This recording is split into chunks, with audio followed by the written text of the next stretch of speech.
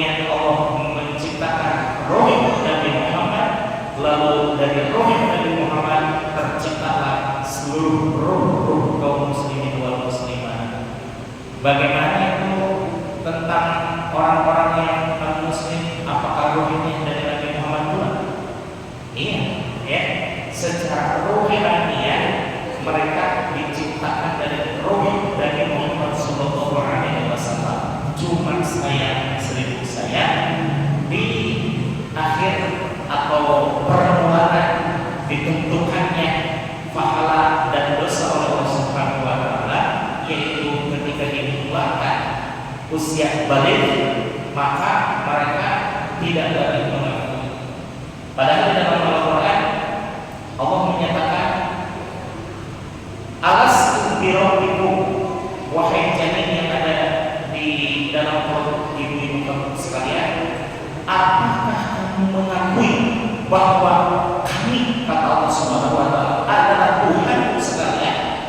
Kalau maka menjawablah para janin yang masih berada di dalam perut ibu kita, bala syahidna, tentu saja ya Allah, kami adalah hamba-hamba-Mu dan Engkau satu-satunya Tuhan yang kami sembah.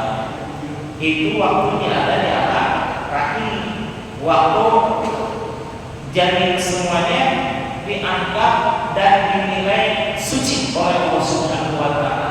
Maka Rasulullah SAW berdasarkan Al-Quran tersebut menyatakan kullu mauludin yuladu 'ala fitrah, bahwa setiap bayi yang dilahirkan itu menempati pada keadaan fitrah.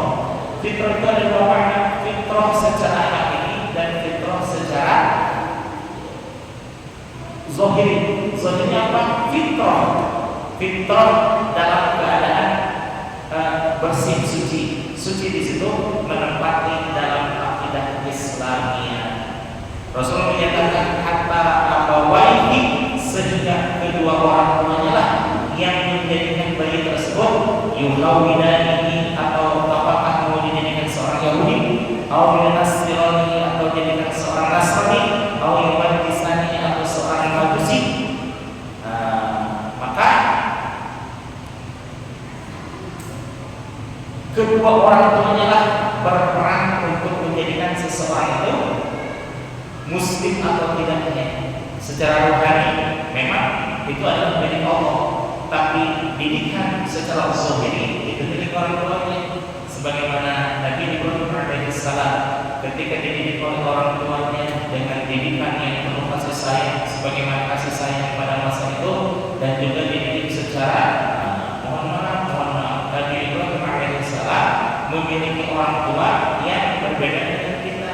Kita dilahirkan oleh dari orang tua yang muslim, kemudian dibesarkan di lingkungan yang muslim, dan di lingkungan pendidikan, pekerjaan, segalanya itu adalah muslim semua. Tapi Nabi Ibrahim, subhanallah, orang tuanya bukan lagi non muslim, tapi non muslimnya pembuat patung.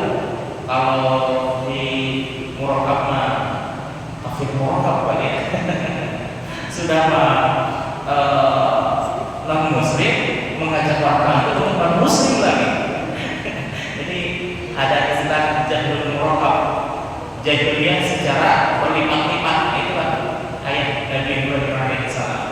Cuma Nabi Ibrahim alaihissalam yang memiliki yang namanya khas, yakni ciri bahwa seseorang akan dijadikan oleh Allah sebagai seorang nabi dan rasul, maka tidak pernah tersentuh oleh hal-hal berbau maksiat.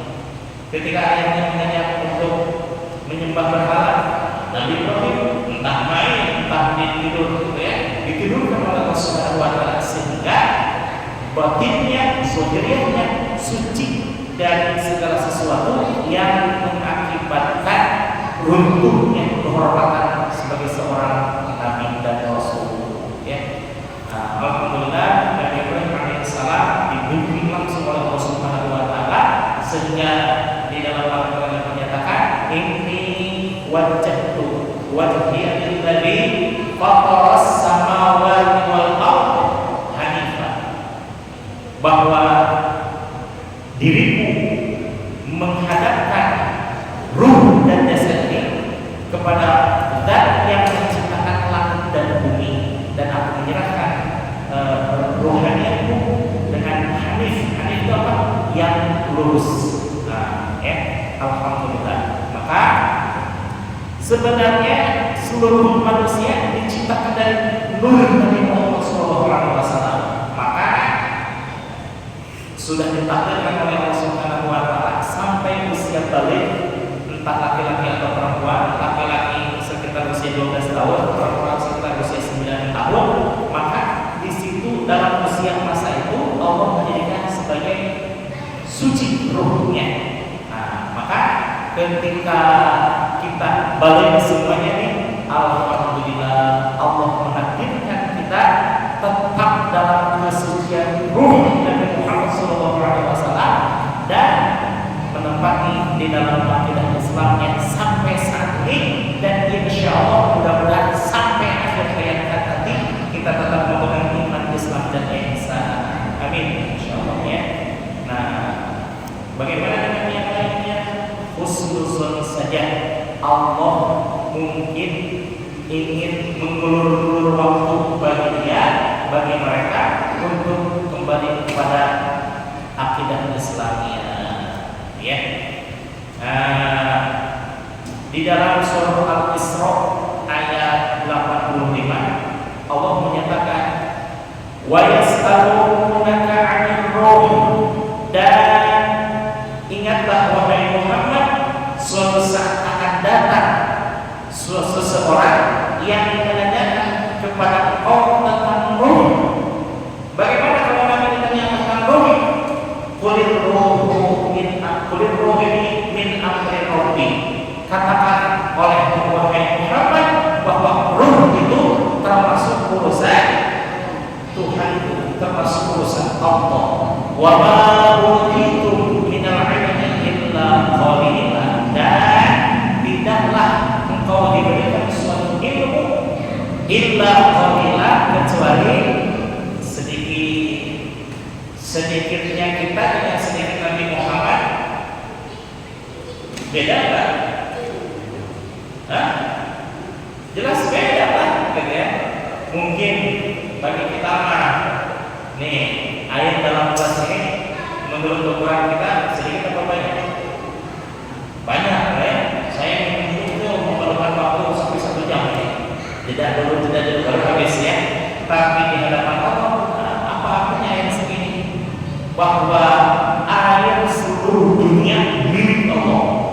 Bahkan kalau seandainya dikumpulkan air dari seluruh jagat raya ini, subhanallah, langit dan bumi itu milik Allah, dan beserta seluruh isinya milik Allah, termasuk air milik Allah. Maka kalau di hadapan Allah pasti sedikit di dalam gelas ini. Wa ma utitu min ilmi illa qalila. Allah menyatakan kepada Nabi Muhammad SAW, tidaklah aku berikan ilmu kepadamu wahai Muhammad illa qalila, kecuali sangat sedikit.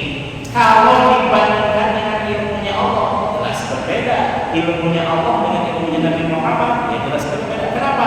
Ilmunya Allah otomatis ada di dalam zatnya Allah, tapi ilmunya Nabi Muhammad semata-mata yang diberikan oleh Allah Subhanahu wa taala. Itulah ilmunya Nabi Muhammad SAW. Maka sungguh sangat sedikit ilmunya Nabi Muhammad kalau dibandingkan dengan Allah. Tapi kalau dibandingkan dengan kita, subhanallah, kita tidak ada apa-apanya. Nabi Muhammad sekali diwahyukan oleh Allah langsung nempel. Bahkan beliau bisa berpikir, beliau bisa menggali rahasia-rahasia Allah, menggali rahasia-rahasia ketuhanan, tidak akan pernah lupa. Walaupun bertahun-tahun kemudian sampai Nabi Muhammad SAW dibangkitkan, tetap Nabi Muhammad SAW sebagai orang yang akhlak, orang yang paling alim di muka bumi ini. Tidak ada yang melebihi kealiman Nabi Muhammad SAW, karena seluruh ulama diberikan ilmu itu berasal dari ilmunya Nabi Muhammad. Lalu dibandingkan dengan kita, subhanallah, tidak ada apa-apanya. Kita hari ini dengan kita, ya saya belajar hari ini pas keluar pintu masih ingat Oh, ya saya udah lupa apa yang disampaikan saya. Maka saya rekam, saya tulis. Nah ini kita kalau pesantren itu kayak kebun owi, pohon bambu ya, pohon bambu. Banyak tulisan gitu. Kenapa? Untuk mengingatkan masa-masa belajar dulu. Wah, ada tulisan awal ya. Kenapa? Karena saking banyak lupaannya. Nabi Muhammad tidak pernah lupa, ya. Maka ada satu doa yang diberikan oleh Allah kepada Nabi Adam alaihissalam. Apa itu dalam surah Al-Baqarah?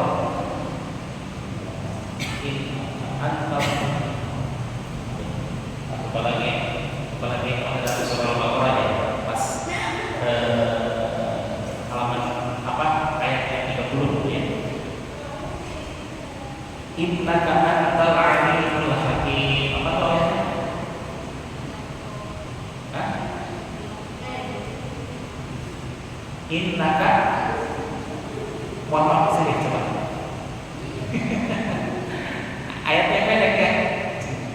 Terakhirnya innaka antal alimul hakim. Al-Baqarah halaman ayat ke sebelum 30. Ayat 25. Ayo kita lihat ya. Saya juga lupa ini. Nah, yang sering dipermasalahkan itu surah Al-Isra ayat 85, bahwa ketika seseorang bertanya tentang roh, bertanya tentang masalah roh, wa ba'utitu minal ilmi illa qalila, tidaklah aku berikan ilmu kepadamu kecuali sedikit. Sedikit itu menurut ukuran siapa? Kalau saya ukurannya yang subhanallah ngaji itu kadang-kadangnya gitu ya, kadang lupa, kadang tidak, kadang ngaji, kadang enggak, kadang semangat, kadang malas gitu ya. Nah, jelas sedikit, sangat sedikit sekali. Berbeda dengan guru saya, berbeda lagi dengan gurunya guru saya, berbeda lagi dengan guru-gurunya guru saya, bahkan guru-guru dari guru-guru saya, sampai kepada ulama-ulama yang mukhlasin, ulama-ulama yang senantiasa mengamalkan ilmunya. Maka ilmu itu jelas berbeda dan jelas mereka memiliki kualitas yang sangat istimewa. Wa ma utitu minal ilmi illa qalila, tidak semuanya, bahwa setiap orang tidak memahami masalah ruh. Jangankan Nabi Muhammad SAW yang ilmunya langsung dari Allah Subhanahu wa taala. Tuan Syekh Abdul Qadir Al-Jailani, kenapa beliau menyusun kitab ini? Justru untuk memberikan pemahaman kepada orang yang ingin mengetahui tentang ruh, bahwa begini tentang masalah ruh itu, ya. Jadi perbedaan usitum iwama itu minal ilmi illa qalila tidak sama antara kita dengan para ulama, pun tidak sama antara para ulama dengan para tabi, apalagi dengan kanjeng Nabi Muhammad SAW. Jadi adakah yang memahami tentang masalah ruh? Banyak, ya banyak. Seperti halnya para wartawan memiliki kaidah mengetahui sedikit dari yang banyak dan mengetahui banyak dari yang sedikit. Mengetahui sedikit dari yang banyak maksudnya apa? Wartawan dituntut untuk faham tentang ilmu-ilmu walaupun tidak dia kuasai. Contoh seperti halnya reporter masalah militer, dia harus mengetahui begitu melihat ke langit ada pesawat yang melintas. Pesawat apa itu? Nah, bagi orang biasa tidak memberitahu. Orang militer pasti tahu, tapi seorang wartawan dia tahu persis suara apa itu, apakah F-16 ataukah Falcon 24 ataukah helikopter dan lain sebagainya. Nah, itu artinya dia mengetahui sedikit dari yang banyak. militer tahu, kedokteran tahu, jurnalistik apalagi Pak ilmunya yang dikuasainya, ilmu pendidikan tahu. Nah, itu mengetahui banyak dari yang sedikit. Tapi mengetahui banyak dari yang sedikit artinya dia spesialisasinya di mana tuh? Apakah jurnalistik ataukah tentang media komunikasi atau media sosial, maka dia dikuasai yang menjadi ilmunya.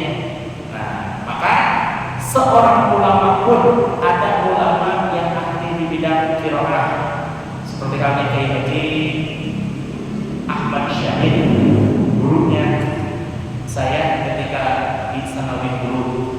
Ada yang ulama yang ahli bidang tauhid seperti halnya Kiai Haji Khair Afandi di Manunjaya. Ada yang paham tentang ilmu usul fikih seperti halnya Mama Ishaq Farid di Petir Ciamis. Ada yang paham tentang ilmu tasawuf seperti halnya guru kita Syekh Ahmad Sohail Berwafat dari Arifin di Tasikmalaya dan sebagainya. Nah, ada sebagian ulama yang Allah berikan pemahaman lebih tentang ruh. Jadi untuk mengetahui ruh, salah satu di antaranya adalah dengan mengkaji kitab Sirrul Asrar ini. Sirrul Asrar, rahasia di atas segala rahasia. Nah, kemarin kita sudah memahami bahwa ruh kita berasal dari ruh Nabi Muhammad SAW dan ruh Nabi Muhammad SAW berasal dari ruhnya Allah Subhanahu wa Ta'ala berdasarkan Al-Quran dan hadis yang sudah kita pelajari bersama. Baik, selanjutnya Bismillahirrahmanirrahim. Falamma mata, maka ketika sudah berlalu alaiha ruhnya Nabi Muhammad SAW arba'ata alafin sanatan, selama 4.000 tahun.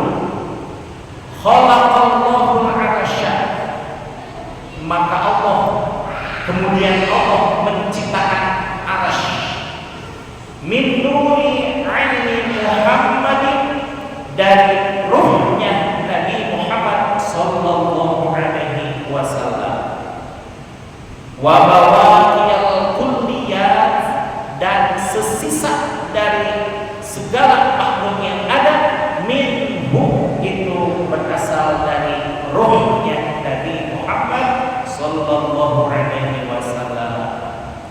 Kemarin kita sudah mengetahui bahwa ruh itu berasal dari Nabi Muhammad SAW, dan Nabi Muhammad SAW berasal dari Allah Subhanahu wa Ta'ala.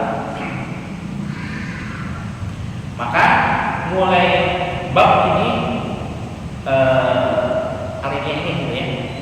Dari alinea ini kita memahami bahwa subhanallah, ternyata makhluk Allah yang begitu diagungkan, arsy-Nya Allah Subhanahu wa Ta'ala, itu ada setelah 4.000 tahun nur Nabi Muhammad SAW diciptakan. Sudah ada belum Nabi Adam alaihissalam? Belum ya.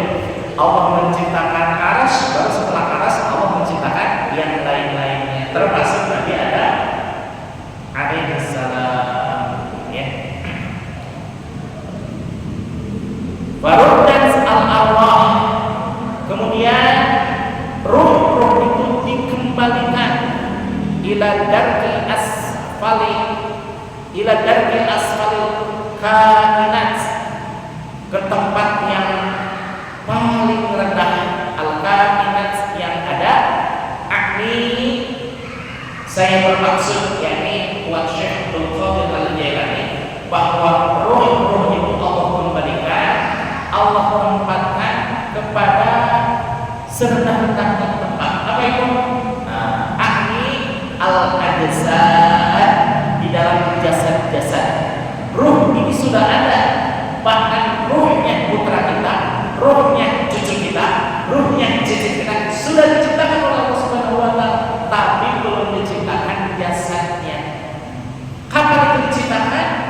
menunggu antrian makhluk-makhluk Allah diciptakan. Yang namanya qadar diciptakan jasadnya itu tahun 1980. Padahal rohnya sudah ada sejak zaman dulu. Sejak zaman di alam lahul Allah menciptakan ruh seluruh makhluk ketika berada di alam lahul. Nah, nanti kita akan mempelajari alam itu ada berapa dan ruh manusia terdiri dari ruh bagaimana saja. Kama qala Allah Ta'ala, sebagaimana firman Allah Subhanahu wa taala, "Tsumma qaradnahu asfala safilin." Di dalam surah At-Tin bahwa Allah menyatakan, "Tsumma qaradnahu," kemudian kami kembalikan ruh tersebut asfala safilin, ke tempat yang serendah-rendahnya. Apa itu tempat yang serendah-rendahnya? Yakni anzalahu, bahwa Allah menurunkan manusia, menurunkan roh manusia awalan, pada awalnya min alamil lahuti. Alamil lahuti itu pertama kali bahwa roh itu menempati suatu alam yang namanya alam lahut. Apa itu yang disebut alam lahut? Yakni alam yang hanya boleh ditempati oleh Allah Subhanahu wa taala. Pun orang-orang atau seseorang yang diizinkan untuk berada di tempat tersebut. Siapa ini? Nabi Muhammad sallallahu alaihi wasallam. Jadi alam lahut ketika Isra wal Mi'raj, Nabi Muhammad sallallahu alaihi wasallam ditemani dari mulai Masjidil Haram, kemudian ke Masjidil Aqsa, kemudian naik ke Rafathul Aqsa, kemudian naik ke Baitul Maqmur sampai ke Sidratul Muntaha oleh malaikat Jibril alaihissalam. Tapi sampai di perbatasan, Nabi dipersilakan untuk jalan sendirian. Nabi bertanya, Jibril, kenapa membiarkan aku untuk jalan sendirian? Nabi malaikat Jibril berkata, "Lau adkhaltul khinzir," kalau seandainya masuk dari telunjukku, adraktuhu, maka akan terbakar seluruh tubuh. Maka dipersilakan Nabi Muhammad SAW karena memang malaikat Jibril alaihissalam tidak mendapatkan izin untuk memasuki wilayah tersebut, karena para malaikat selalu mentaati perintah Allah Subhanahu wa taala tanpa ada alasan, tanpa ada kesan. Jadi malaikat itu berjalan apa adanya sesuai dengan perintah Allah Subhanahu wa taala.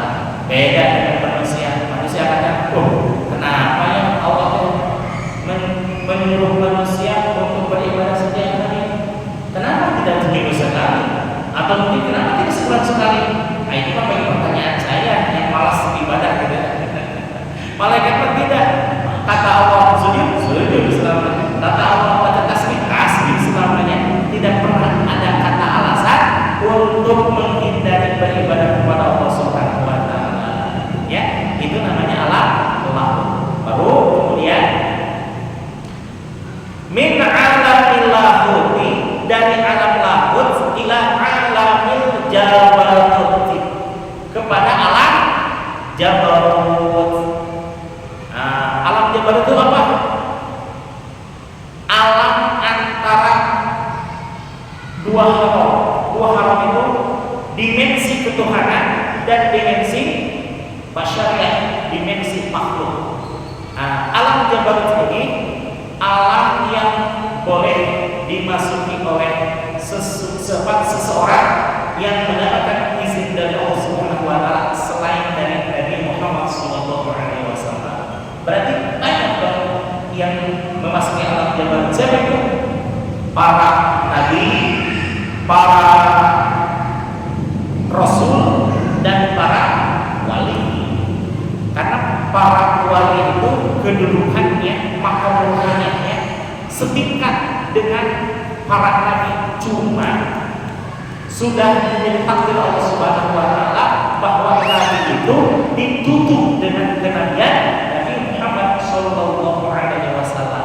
Tapi apakah ada zaman sekarang, zaman dulu, setelah Nabi wafat sampai hari ini, sampai masa yang akan datang, orang-orang yang suci dan bisa membawa orang-orang lain untuk menjadikan suci?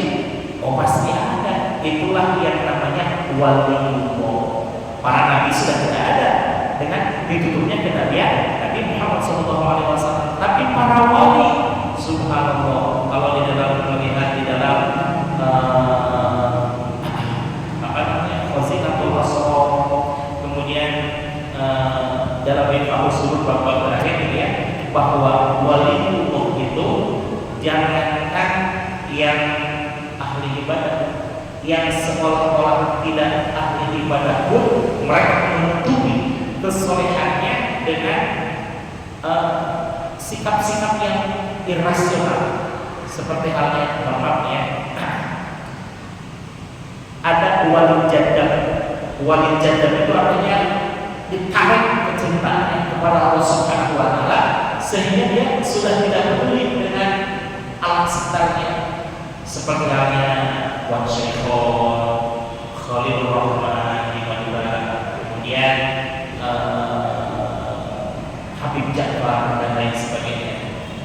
Jadi kecintaannya sudah ditarik sedemikian rupa oleh Allah Subhanahu wa taala sehingga dia sudah tidak peduli dengan alam sekitarnya, bahwa dia memakai sarung menggulung gitu ya, tidak rapi, kemudian kadang membuka bajunya karena dia sudah tidak peduli dengan alam sekitarnya. Beliau para wali, tapi untuk manusia yang lainnya tidak bisa untuk dijadikan guru. Kenapa? Karena sudah beda beda dimensi gitu ya. Kalau dia berpikir secara rohaniah, secara hakikiyah, sedangkan kita masih ada di dalam tentang syariat. Tidak akan nyambung karena orang-orang yang jadab seperti itu, yang ditarik rasa cintanya kepada Allah, berbicara dan berbuat itu sesuai dengan kehendak Allah, walaupun tidak masuk akal di dalam kita, gitu ya. Seperti halnya guru saya ya di situ Bondo, Kiai Haji As'ad. Beliau terkenal kewaliannya. Suatu saat orang-orang menyuguhi makanan, tapi tidak tahu makanan itu makanan apa gitu ya. Yang penting daging, yang jelas daging gitu. Kata Kiai As'ad, bismillah aja. Beliau lagi makan aja gitu ya. Lalu datang ada orang, Kiai, kenapa makan ini? Loh, kenapa? Ini daging P2, Kiai. Oh, tuh ya. Lihat, mulut saya coba lihat. Ternyata dari mulutnya kelihatan bahwa itu seperti laut yang bergerak airnya gitu ya. Apa yang kamu lihat katanya? Lautan Kiai. Nah itulah katanya. Ketika kamu mengatakan bahwa ini adalah B2, saya langsung membuangnya. Dan kalau dibuang ke laut menjadi apa? Apakah airnya otomatis jadi terang? Tidak ya, lebih dari uang maupun juta-juta bulan itu dengan lautan. Lautnya tetap suci dan segala sesuatu yang ada di laut itu suci, kecuali memang ada zat-zat yang haram seperti biasa itu B2. Jadi artinya ketika seorang wali mau memakan makanan seperti itu langsung dibuang ke laut ya. Kan tidak masalah bagi kami ya. Bagi seseorang yang mendewakan akal pikiran, itu kan irasional, tidak masuk akal, tidak masuk pelajaran. Nah, memang ada hal-hal yang tidak masuk akal, tapi ada pula sesuatu pelajaran yang hanya bisa diterima oleh keimanan. Kalau sudah bicara tentang keimanan, maka ketika kita melihat sejarah Nabi Muhammad SAW, Isra wal Mi'raj, bagi kita ataupun pemuda di zaman Nabi Nabi Isra wal Mi'raj dari Mekah ke Palestina, kemudian naik ke langit 1, 2, 3, 4, 5, 6, 7, kemudian bertemu dengan Allah Subhanahu wa taala, melakukan dialog dengan Nabi Musa alaihissalam, kemudian kembali lagi ke dunia. Itu hanya seperempat malam. Bagi kita maupun pemuda zaman dulu, itu masuk akal tidak? Ya, tidak masuk akal. Terus terang, saya tidak masuk akal. Tapi kenapa? Kalau berbicara keimanan, Innallaha ala kulli syai'in qadir, bahwa Allah berkuasa atas segala sesuatu. Kalau berbicara masalah Allah, kalau berbicara masalah keimanan, kalau berbicara masalah takdir Allah, habis semuanya. Simpan dulu akal pikiran, baru diterima oleh keimanan, baru itu menjadi bertakwa bagi kita, ya, bagi kita. Satu hal lagi, ini disembunyikan oleh NASA Amerika Serikat, yaitu kabar tentang Neil Armstrong masuk Islam. Neil Armstrong masuk Islam, bagaimana prosesnya? Ketika di bulan itu beliau mendengar suara-suaranya. Bagi dia suaranya, karena memang tidak pernah mendengar. Bagi kita itu suara ada. Allahu Akbar, Allahu Akbar, dan seterusnya. Kata Neil Armstrong, suara apa itu? Baru dengar katanya suara-suaranya kayak gitu. Padahal yang naik ke bulan itu ada 3. Pertama siapa? Michael Collins. Yang kedua Michael Collins. Siapa lagi ya? Neil Armstrong. Nah, satu lagi siapa lagi ya? Yang Allah takdirkan untuk mendengarkan suara adat itu siapa? Neil Armstrong. Padahal telinga-telinganya sama, pakaian astronot sama, ditempatkan di bulan yang sama, tapi takdir Allah hanya memperdengarkan kepada Neil Armstrong. Yang 2 orang tersebut tidak mendengar. Lalu ketika kembali ke bumi, 2 tahun kemudian dia ditugaskan ke Mesir. Mesir negara apa ya? Negara Muslim lah. Pas begitu subuh negara ada, begitu subuh negara ada, begitu asar negara ada. Karena saking penasaran, dia mendatangi salah satu masjid dan mengatakan, "What is his name?" Apa ini suara namanya? Kata si orang yang ditanya, "Ini azan," katanya. Ini adalah panggilan orang untuk sholat. Hakikatnya adalah panggilan Allah. Barulah dia sadar ini adalah takdir Allah yang diperuntukkan untuk Neil Armstrong untuk menerima hidayah dari Allah. Maka setelah dia naik ke bulan, 2 tahun kemudian dia ditugaskan ke Mesir, baru di Mesir dia mengucapkan 2 kalimat syahadat. Subhanallah, ya. Itu ya pelajaran bagi kita sekalian, bahwa ada hal-hal yang tidak rasional, tidak masuk akal, tapi bisa diterima dari keimanan. Kemudian setelah memasuki alam Jabarut, wa albasahumullahu ta'ala binuril Jabarut, dan membalut terhadap orang-orang atau ruh-ruh yang diciptakan oleh Allah Subhanahu wa taala binuril Jabarut, dengan nur Jabarut, dengan cahaya Jabarut. Kiswatan bainal haramaini, sebuah balutan antara 2 haram. 2 haram itu apa? Ruh, wa huwa ruh sultani. Inilah yang dimaksud, yang disebut dengan ruh sultani. Jadi manusia itu pertama, lapisan ruh yang pertama adalah lapisan ruh sultani, yaitu ruh yang bersinggungan langsung dengan Allah Subhanahu wa taala. Kemudian kemudian mereka menurunkan bihadil kiswata, dengan balutan tersebut, ila alamil malakut, ke alam malakut. Alam yang ketiga yang dilalui oleh manusia adalah alam malakut. Kemudian tsumma kasabu, kemudian Allah membalut nur mereka, membalut ruh mereka binuril malakut, dengan nur malakut, wahwa ar-ruhani. Inilah yang disebut dengan ruhani. Kalau bahasa Indonesianya rohani, ya, rohani. Nah, itu rohani itu berasal dari bahasa ruhani. Tsumma anzalahu, kemudian mereka kemudian menurunkan Allah Subhanahu wa taala ila alamil mulki, ke alam mulki. Jadi mulki itu alam yang berdekatan dengan kita, ya. Pertama alam lahut. Kemudian Allah menurunkan ruh tersebut ke alam jabarut. Alam jabarut setelah dibalut dengan dua dimensi, yaitu dimensi ketuhanan dan dimensi makhluk, maka Allah menurunkan lagi kepada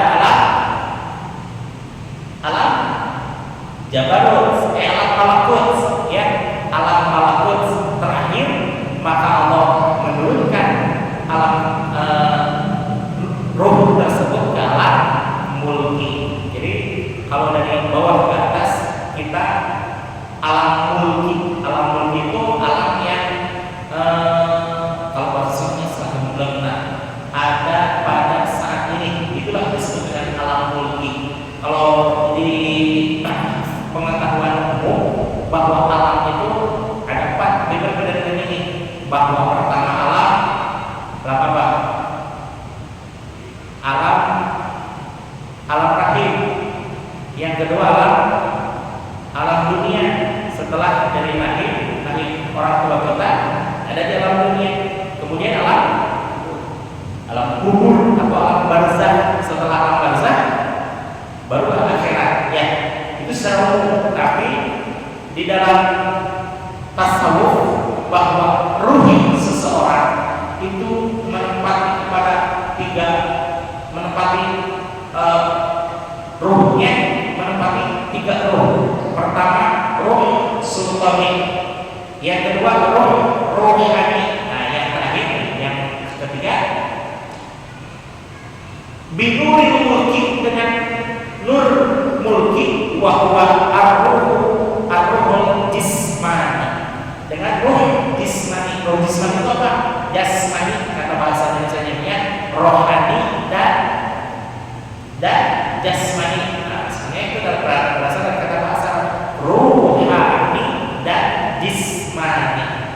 Memang agak sedikit buyar ya kalau seperti, tapi kalau apa sebagai perbandingan, oh ternyata di alam ini ada alam yang lain daripada pengetahuan yang biasa kita pahami bersama, bahwa alam ini Allah menciptakan segala sesuatu di alam lahut. Kemudian Allah menurunkan ruh-ruh tersebut ke alam jabarut. Lalu Allah di alam jabarut ini kemudian ada ruh sultani. Kemudian Allah menurunkan lagi ke alam malakut, dan di alam malakut ini Allah menitipkan atau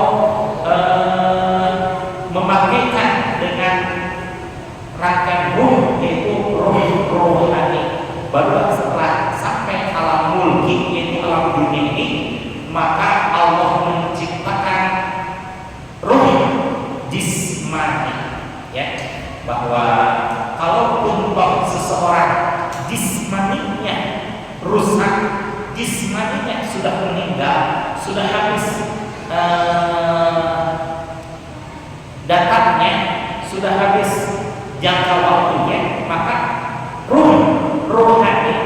rohani itu rusak tidak rohani? Tidak, betul, ya. Yang rusak itu apanya? Jasadnya, jismaninya. Sedangkan rohani kembali kepada Allah.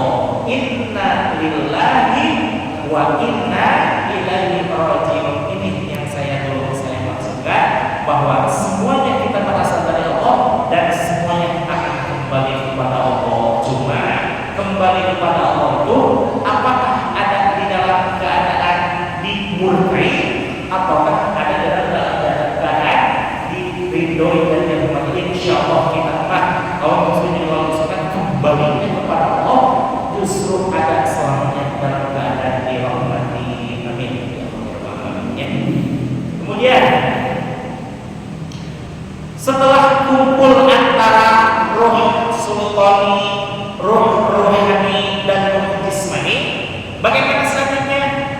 Tsumma khalaqallahu al-ajsad. Kemudian Allah menciptakan jasad-jasad, kama qala Allah Ta'ala fi surah Thaha, sebagaimana firman Allah Subhanahu wa taala di dalam surah Thaha, yakni minha khalaqnakum. Subhanallah ya. Dan dari bumi atau dari tanah itulah kami menjadikan engkau. Wa fiha nu'idukum, dan padanya kami akan mengembalikan kamu. Wa minha nukhrijukum, dan padanya pula kami akan mengeluarkan kamu taratan ukhra, pada kali yang lain. Maksudnya bahwa Allah menciptakan manusia khususnya dari tanah, saripan tanah. Kemudian kami akan mengembalikan engkau kepada tanah. Jadi kembali lagi ke tanah dalam artian dikubur, dan Allah membangkitkan kita semuanya taratan ukhra, pada saat yang lain, yaitu ketika manusia dibangkitkan semuanya, insyaallah.